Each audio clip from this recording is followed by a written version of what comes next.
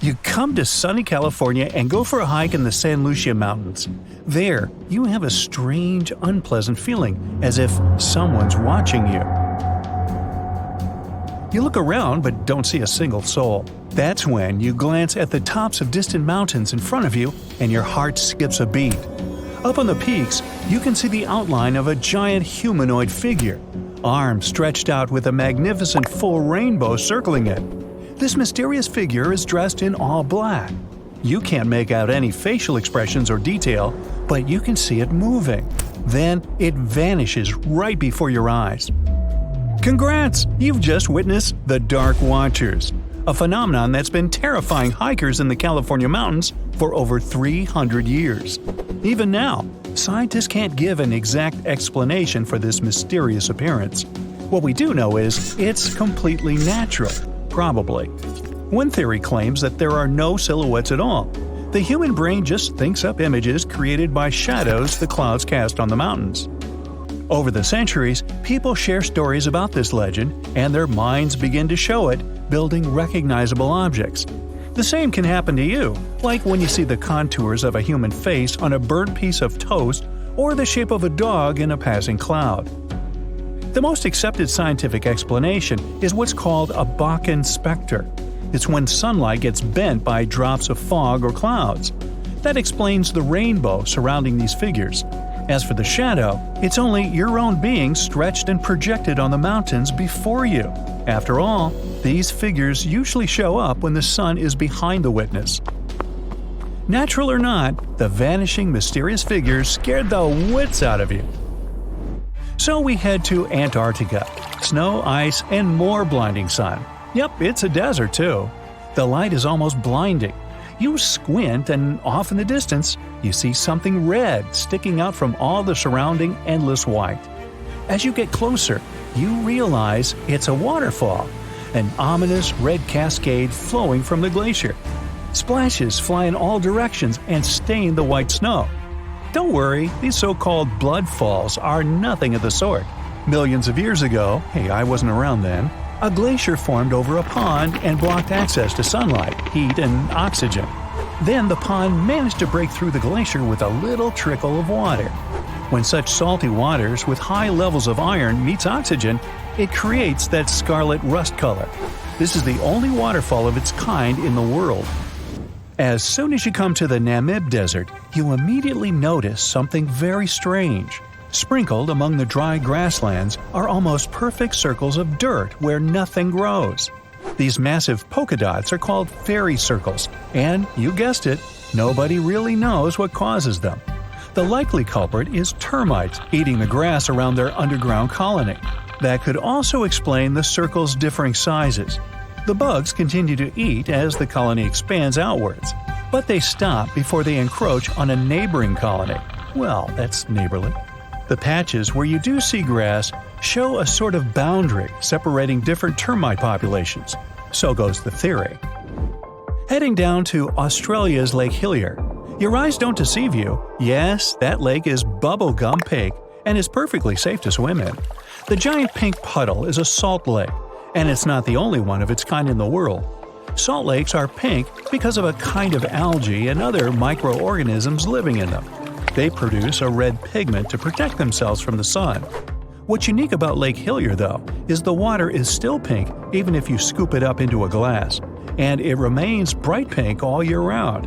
The same can't be said about other pink lakes. Southeast Asia. You see a tree that looks as if someone poured paint all over it. But the rainbow eucalyptus was painted by nature. Its unusual bark changes colors over time, like a kaleidoscope. It starts off as a bright green shade, then red, orange, purple, and finally brown. Then the colorful cycle starts again. Blood rain looks more terrifying than any horror movie, but in reality, there's nothing strange or unnatural about this weather phenomenon. People have known about such scarlet-tinted rains since the times of ancient Rome. Sometimes, powerful winds lift red dust into the atmosphere and carry it far, far away, to another galaxy. In the end, this dust gets mixed with clouds, which colors the rain. By the way, dust from coal mines can make the rain black. Pollen is responsible for yellow rains, and some other kinds of dust can turn rainwater white. Back in 2009, people in Ishikawa, Japan saw a kind of rain no one's ever seen before. It was raining tadpoles. The first reason was that the wind that day was so strong it lifted and carried all those tadpoles away in no time. The second possible reason was that big birds such as gulls just dropped them while they were flying to their nests. Some scientists believe these creatures were hauled off the ground by a waterspout and rained down later. By the way, that day people found not only tadpoles, but also frogs and fish instead of puddles. And yep, it can be raining worms too. Some people claim they've seen snake rains. Yikes! And instead of common raindrops, people have watched translucent jelly-like blobs falling down from the skies. Now, Australian spiders are notorious, and to frighten people, they've even learned how to rain. Spider rains are a pretty common thing in Australia because of ballooning.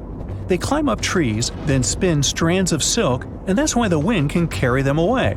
Usually people don't notice it, but when it's wet, hundreds of spiders climb up to more desirable places. People say that when it rains or snows, it's possible to see spiders literally drift down on those webs as if they were balloons. If you ever travel to the Mekong River, you'll probably have a chance to see glowing balls rising up from the water and beelining straight into the air. The locals call these the Naga Fireballs. Sizes may vary, so these reddish balls can be as tiny as a cherry and as large as a watermelon. During the night, you can see dozens and sometimes even thousands of fireballs.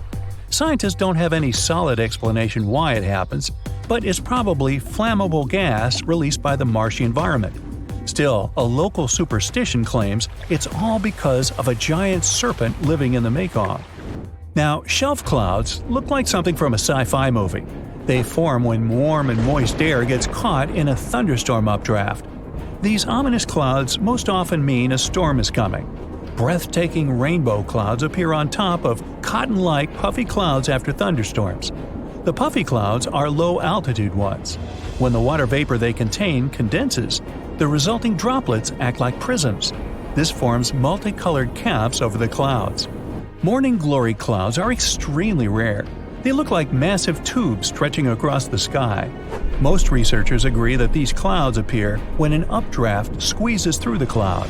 This creates the signature rolling appearance. The cool air at the back of the cloud makes it sink downward. The best, but not the only place to see morning glory is Australia's Gulf of Carpentaria. If you decide to travel there to see these clouds, choose a period from late September or October to early November. Huge white lumps over your head are called mammoth clouds. They make you believe the sky is falling. Most clouds form when air rises in the atmosphere, but not mammoth ones. They appear when moist and cool air goes down and mixes with dry air. The result? Unique puffed rice clouds. By the way, if you spot this phenomenon, bad weather is just around the corner. Whoa, mama! If you get to the bottom of the Caribbean just off the coast of Cuba, you'll see circular columns, paved floors, symmetrical stone structures. That's what the Cuban underwater city looks like. Why was a large city abandoned? Lots of people believe the ruins once belonged to a long-forgotten civilization. But scientists have their doubts. They claim the lost city is nothing but a natural phenomenon that appeared about 5 million years ago. Such disc and donut structures often occur around the areas of the seafloor where natural gases break free. Those who have ever heard an annoying sound a kettle makes when the water is boiling can imagine what the whistle sounds like. Even though this noise isn't as blood-curdling as some other unexplained sounds, it doesn't make the whistle any less mysterious. It's incredibly elusive. In 1997, only one underwater microphone was able to pick it up. At that time, researchers didn't manage to pinpoint the source of the noise. The most likely cause of the unusual sound is the eruption of one of the submarine volcanoes. But once again, there's not enough proof to make sure.